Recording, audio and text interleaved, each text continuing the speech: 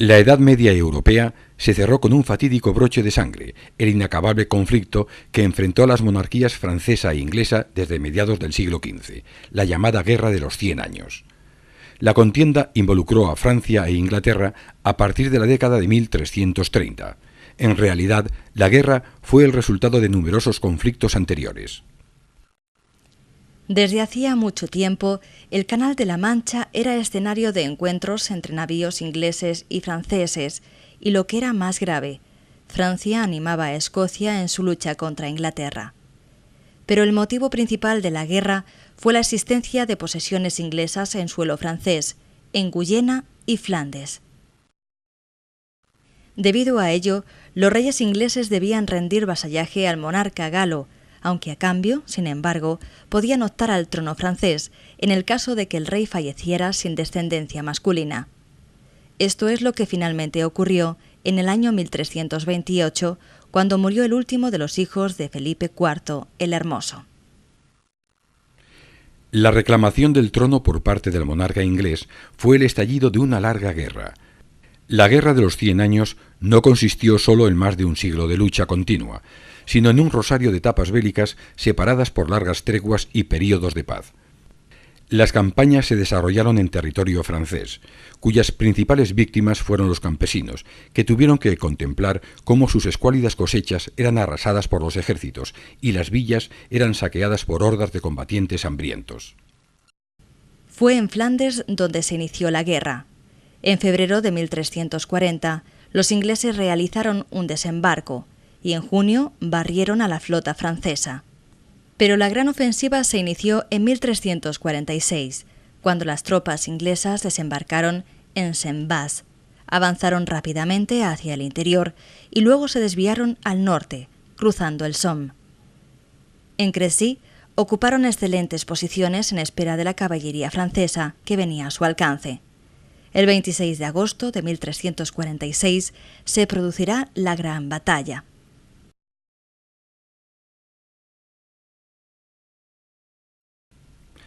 El rey inglés Eduardo III situó a su ejército entre los pueblos de Crécy y Vaudecourt.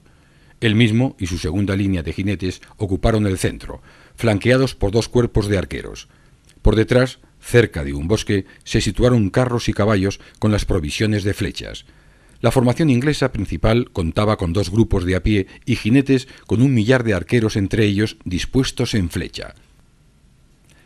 En total eran unos 17.000 soldados. Enfrente, los franceses situaron un ejército de cerca de 40.000 hombres confusamente formados debido a la impaciencia por entrar en combate. A las 6 de la tarde comenzaron los combates con una sucesión de cargas frontales de la caballería francesa, recibidas con una lluvia de flechas inglesas. Cuando el ataque francés se volcó en su lado izquierdo, los infantes ingleses avanzaron para amenazar a la derecha francesa, lo que provocó la desbandada de buena parte de las tropas galas. El empuje de la retaguardia francesa aumentó el caos, al tiempo que los ataques por la izquierda no hicieron sino aumentar las pérdidas. Hasta 15 cargas realizaron los franceses, todas ellas rechazadas.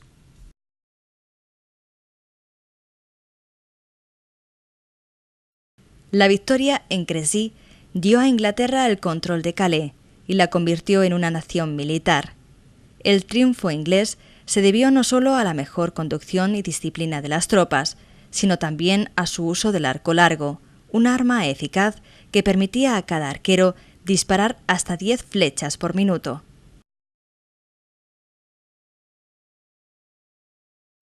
Tras una tregua de 8 años, la guerra se reanudó en 1354.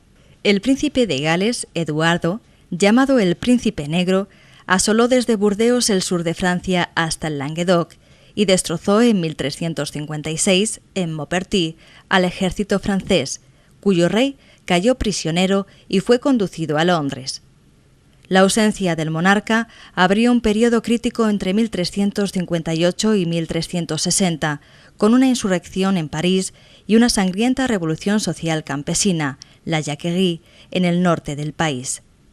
Sofocadas ambas revueltas, finalmente en 1360, Francia e Inglaterra firmaron un acuerdo de paz, por el que los ingleses pasaban a controlar la Francia sudoccidental.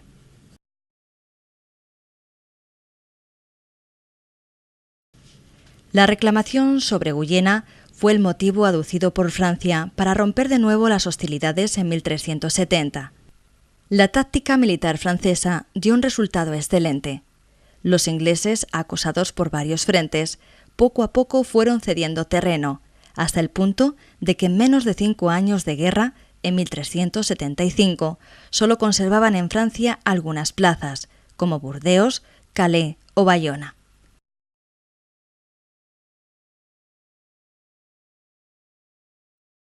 La guerra parecía llegar a un desenlace muy favorable para Francia, cuando una profunda crisis en ambos países impuso un largo paréntesis en las operaciones bélicas.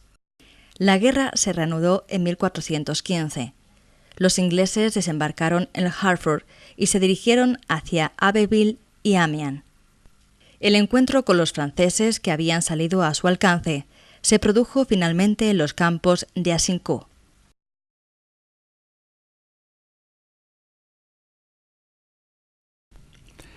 El campamento francés se situó entre las villas de Azincourt y Tramecourt. En primera línea formaron 8.000 hombres de armas con 1.600 soldados de caballería a su izquierda y 800 a la derecha. En la segunda línea formaron entre 3.000 y 6.000 hombres de armas junto a 4.000 arqueros y ballesteros.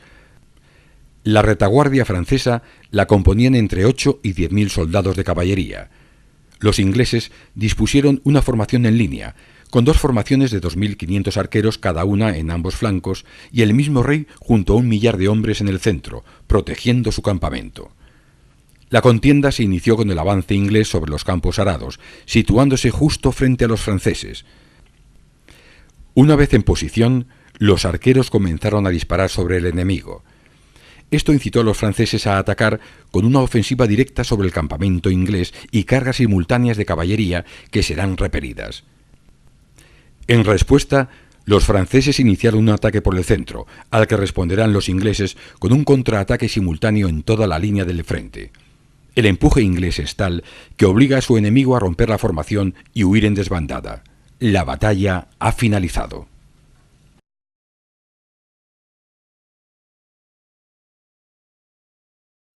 La derrota francesa en Azincourt hace que los ingleses ocupen Normandía y París.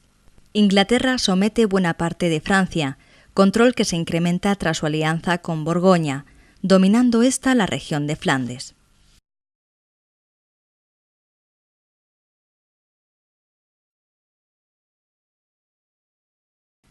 Azincourt fue un duro golpe para la moral francesa. En 1427, los ingleses pusieron sitio a la plaza de Orleans. Cuando parecía próxima la capitulación, aparece la figura de Juana de Arco, la doncella de Orleans. Esta reanima la resistencia francesa y consigue que los ingleses levanten el cerco a la ciudad tras 2 años de asedio.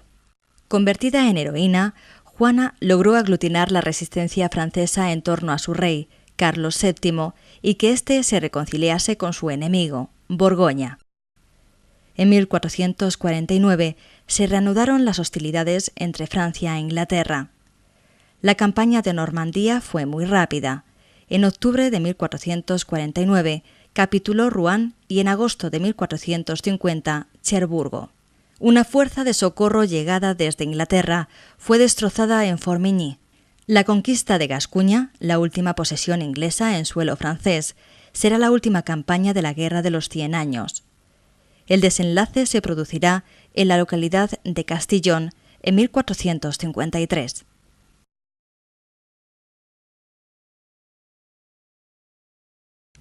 Los franceses, unos 10.000, instalaron estratégicamente a sus infantes y cañones en un campamento fortificado al este de Castillon. Por su parte, los ingleses partieron de Burdeos con una fuerza de 7.000 hombres, asentándose en Saint-Logan. Al observar los ingleses que, tras los primeros escarceos, el enemigo se retiraba, ordenaron un ataque impetuoso de su caballería e infantería. La ofensiva fue recibida por una lluvia de proyectiles disparados por los cañones franceses. A pesar de todo, los ingleses mantuvieron su ataque, momento en el que la infantería francesa, superior en número, aniquiló a los maltrechos supervivientes.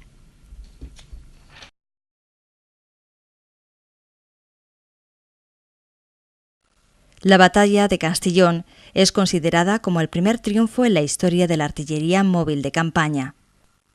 La victoria francesa supuso la rendición de Castillón y de Burdeos, así como el fin de las posesiones y la presencia inglesa en Francia, aunque todavía conservarían Calais otros 134 años.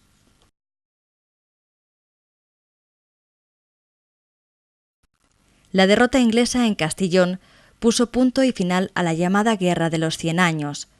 Tras 116 años de conflicto, Inglaterra se hallaba debilitada, y aunque en 1475 envió una nueva expedición a Normandía, finalmente se retiró tras recibir una compensación económica. La Guerra de los 100 años desangró económica y demográficamente tanto a Francia como a Inglaterra. Por primera vez, son las coronas de las nacientes monarquías territoriales las que disputan un territorio con grandes ejércitos y sofisticado armamento. Se trata de causar el mayor daño posible al enemigo, y eso se traduce en una destrucción hasta entonces inaudita. Sin embargo, la consecuencia fundamental de la contienda será la afirmación del sentimiento nacional tanto en Francia como en Inglaterra. Tras la guerra se abandonará para siempre la posibilidad de formar una monarquía común para ambas naciones, lo que cambiará el destino de Europa. Desde hacía mucho tiempo, el Canal de la Mancha era escenario de encuentros entre navíos ingleses y franceses, y lo que era más grave, Francia animaba a Escocia en su lucha contra Inglaterra. Pero el motivo principal de la guerra fue la existencia de posesiones inglesas en suelo francés, en Guyena y Flandes. Debido a ello, los reyes ingleses debían rendir vasallaje al monarca galo, aunque a cambio, sin embargo, podían optar al trono francés en el caso de que el rey falleciera sin descendencia masculina. Esto es lo que finalmente ocurrió en el año 1328, cuando murió el último de los hijos de Felipe IV el Hermoso. La reclamación del trono por parte del monarca inglés fue el estallido de una... La Edad Media europea se cerró con un fatídico broche de sangre, el inacabable conflicto que enfrentó a las monarquías francesa e inglesa desde mediados del siglo XV, la llamada Guerra de los 100 años. La contienda involucró a Francia e Inglaterra a partir de la década de 1330. En realidad, la guerra fue el resultado de numerosos conflictos anteriores. Hambrientos. Fue en Flandes donde se inició la guerra. En febrero de 1340, los ingleses realizaron un desembarco y en junio barrieron a la flota francesa. Pero la gran ofensiva se inició en 1346, cuando las tropas inglesas desembarcaron en Saint-Bas, avanzaron rápidamente hacia el interior y luego se desviaron. Larga guerra. La Guerra de los 100 años no consistió solo en más de un siglo de lucha continua, sino en un rosario de etapas bélicas separadas por largas treguas y períodos de paz. Las campañas se desarrollaron en territorio francés, cuyas principales víctimas fueron los campesinos, que tuvieron que contemplar cómo sus escuálidas cosechas eran arrasadas por los ejércitos y las villas eran saqueadas por hordas de combatientes.